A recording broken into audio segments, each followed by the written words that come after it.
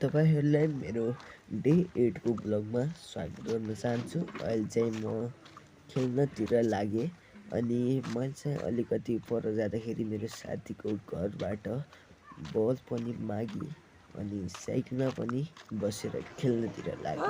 यो तपाईहरुले हेर्न सक्नुहुन्छ अनि यसको साइकलमा बसेर आनन्द तरिकाले अगाडि जानतिर लागे। म चाहिँ यता उता हेर्दै ठाउँसम्म पनि पुगिसक्यौं। तपाईहरु पनि हेर्न सक्नुहुन्छ अनि मलाई पनि साइकल चलाउने मन लागिरहेको थियो तर अहिले चाहिँ मैले भने चलाएन अनि त्यसपछि चाहिँ म खेलेर घरतिर पनि आएँ।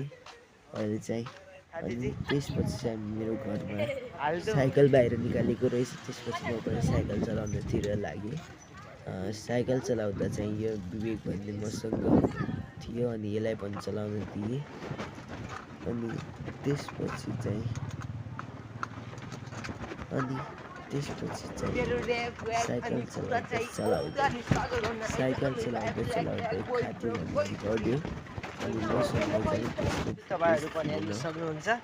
अहिले चाहिँ म साइकल चलाउँदैछु। अलि रात पनि परिसक्यो। यो चाहिँ मेरो साइकल राति चाहिँ अनि मसँग बसेको छ रम्किस मेरो भाइ अनि यसरी मेरो पछाडि चाहिँ भाइ रम्किस पनि बसेको थियो अनि यसरी आनन्द तरिकाले जाँदा अनि अहिले चाहिँ हामी जान्छौँ बिस्तारै बिस्तारै। सक्नुहुन्छ। यो चाहिँ साइकल अलि मध्यरातमा चाहिँ हामीले साइकल चलाएको तपाईहरु पनि हेर्न यो सक्नुहुन्छ। छुट्टीको दिनमा म चाहिँ गर्ने यस्तै कामहरु आउँछ भने कमेन्टमा यस लेखेर यो चाहिँ मेरो साथी विशाल अनि हो। हाई गर्दै लाइक गर्नु होला। यो चाहिँ मेरो साथी विशाल तपाईहरु पनि हेर्न सक्नुहुन्छ।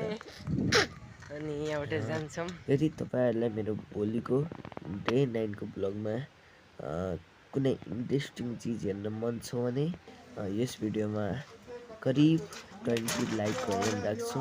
अनि यहाँ चाहिँ मैले साइकल राख्ने ठाउँ हो।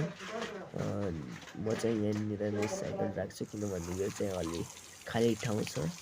अनि माथि आएर हात मुख धोइसकेपछि अनि मैले चाहिँ फर्स्ट टाइम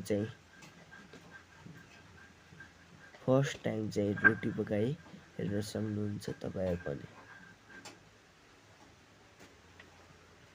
कस्तो पाकिरहेको छ बताउनु होला तपाईहरु पनि।